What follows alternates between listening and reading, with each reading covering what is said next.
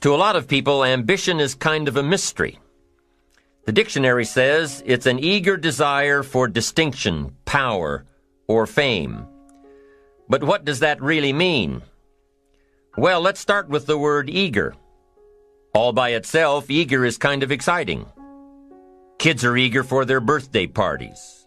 They expect to be the center of attention, get lots of presents, eat too much. I guess grown-ups are eager for birthdays too. Unless, of course, they're embarrassed that the number of candles on the cake outnumber their achievements. But we can be eager to see a ball game, eager to see our kids in a dance recital, eager to see an old friend, eager to shop for a new car. Eager sounds like a lot of fun. But do you ever hear people say they are eager to live a better life, eager to have a better family, eager to make a lot of money? Probably not. And that's a problem. Because how I see it, living a better life, having a better family, and making a lot of money takes an eager desire. We have the remarkable ability to get exactly what we must have. But there is a difference between wishes and desires. We've all heard people say, "Oh, I wish I could just drop 5 pounds. I want to be a little lighter." And we've probably said it ourselves, especially after a big holiday dinner of turkey and homemade pie and every other thing we can possibly stuff ourselves with in one 8-hour period of time. And even though we may wish we could breathe a little easier in our clothing, we have to have the desire to exercise a little more and eat a little less. The "I wish I could lose weight" has to become, "I have the eager desire to lose weight." I'm also sure you've heard people talk about wishing they had more money to pay the bills, or take a vacation, or just to take a little pressure off of life. But before their lifestyle can change, their wish needs to become a desire. If they really desired change, they wouldn't spend their evenings just watching TV and wishing they were doing something more. The backbone of an eager desire to change is discipline. True ambition is disciplined, eager desire. It's that little part within us that says, if I want to be ready for that meeting tomorrow, I need to finish preparing for it today. If I want to make sure I can pay for my kids' college education, I need to start saving today. If I want a better life tomorrow, I need to start working on it today. Ambition is a minute-by-minute, day-by-day mentality. To have the ambition to work towards a better family life, a newer car, a bigger house, a financially secure future, you have to live it every moment. If living a successful life was easy, I'm sure more people would be successful. If just being ambitious was enough, I'm sure all of the broke and perplexed people in the world wouldn't be broke and perplexed. While most people spend most of their lives struggling to earn a living, a much smaller number seem to have everything going their way. Instead of just earning a living, the smaller group is busily working at building and enjoying a fortune. Everything just seems to work out for them. And here sits the much larger group, wondering in awe on how life can be so unfair, complicated, and unjust. So what's the major difference between the little group with so much and the larger group with so little? Despite all the factors that affect our lives, like the kind of parents we have, the schools we attended, the part of the country we grew up in, none has as much potential power for doing good as the ability to dream. Dreams are a projection of the kind of life we want to lead. Dreams can drive you. Dreams can make you skip over obstacles. When we allow our dreams to pull us, they unleash a creative force that can overpower everything in our way.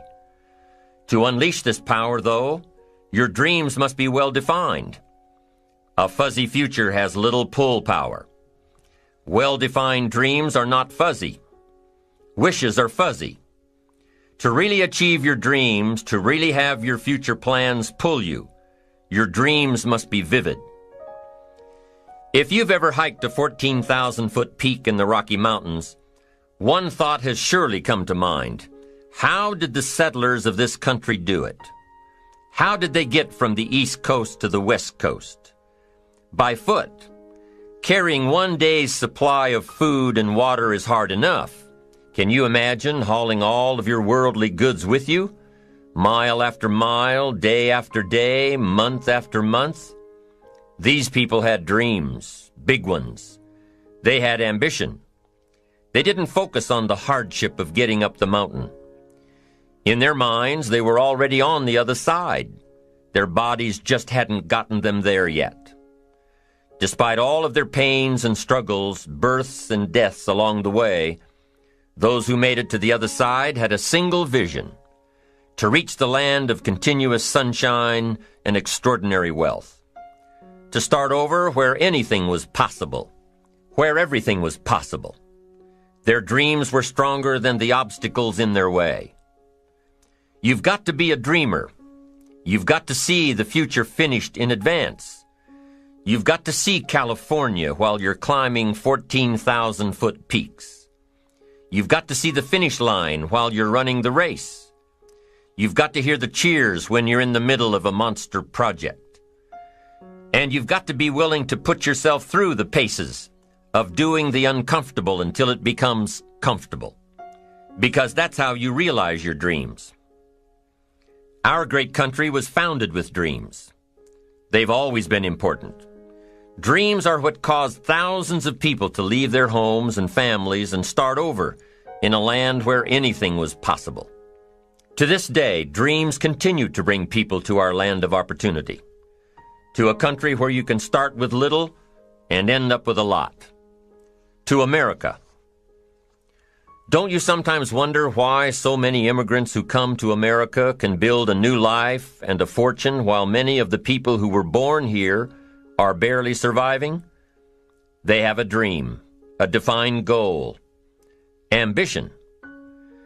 Aside from the pioneers that crossed the prairies and the mountains to reach their vision of hope and future promises, there are other amazing examples of how ambition has shaped America. Take Ben Franklin, for instance. When most people think of Ben Franklin, they remember the kite and the lightning bolt and the discovery of electricity. What a lot of people may not know is that Ben Franklin was one of the first writers to address self-making. When Franklin started Poor Richard's Almanac in 1732, he used the blank spaces between the crop data and the weather information to insert clever bits of moral and practical advice. I'm sure you've heard the saying, fish and company start to stink in 3 days. Well, that was one of hundreds of Ben Franklin's comments on life. Another was, diligence is the mother of good luck. You know, it's amazing how hard-working, smart-working people have all the luck. We sometimes hear of a brand-new musical group, an overnight success. They must have been in the right place at the right time, knew the right people, had a friend to help them out. But if you've ever watched an interview with some of these folks, you'll probably hear that their overnight success took several years. Diligence is the mother of good luck. Now, in addition to these witticisms, Ben Franklin gave us 3 principles of success and ambition that have withstood the test of time.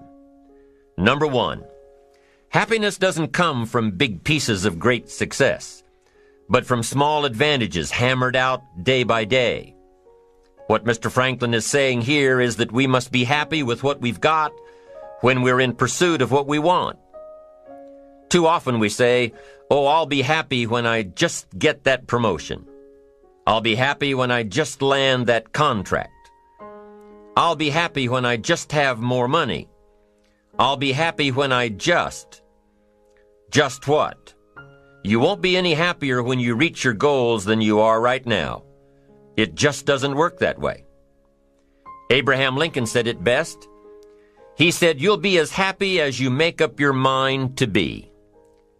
Right now, whether you're on your way, whether you've already gotten there, you'll be as happy as you make up your mind to be now. Right now. Being happy on the way doesn't mean you can't aim for great things. After all, look at everything Franklin accomplished in his lifetime. It means that big achievements come one small advantage at a time. It means that you've got to enjoy the journey. It means that you must enjoy and take pride in your little accomplishments. It means enjoying who you are becoming in pursuit of your eager desire, every day, every single day. Ben Franklin's second principle said that life is plastic. Within each of us is the power to mold ourselves and mold our environment.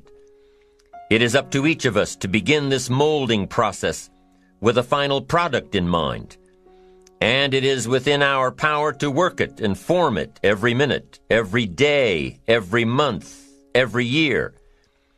By using your mind and your abilities and your attitude to work a little each day on molding your life, you'll soon see how magnificent your power is to gain those small advantages each day, the little steps it takes to build up to success.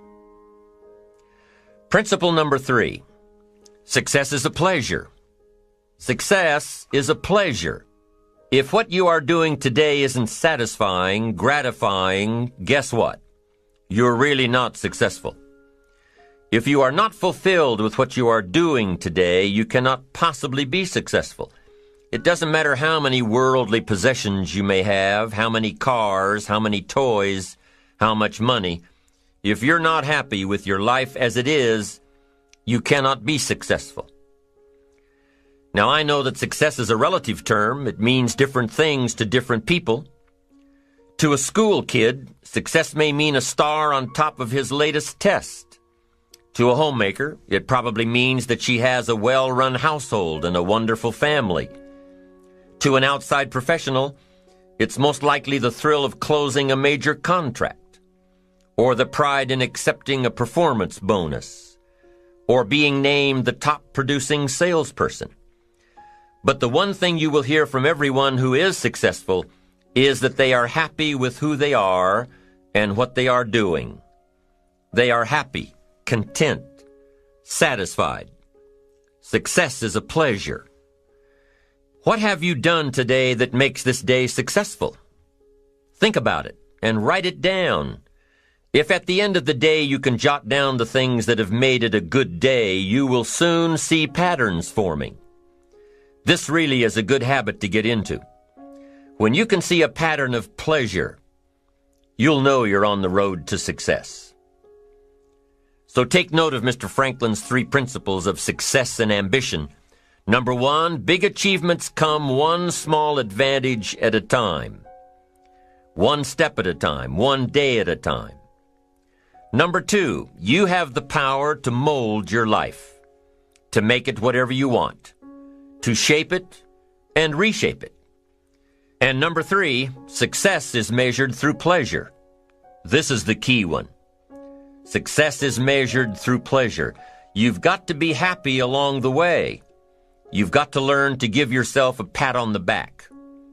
Good job, you need to tell yourself. I'm proud of me today. You've got to be happy. You've got to learn to enjoy the process. These are really common sense ideas. They're practical.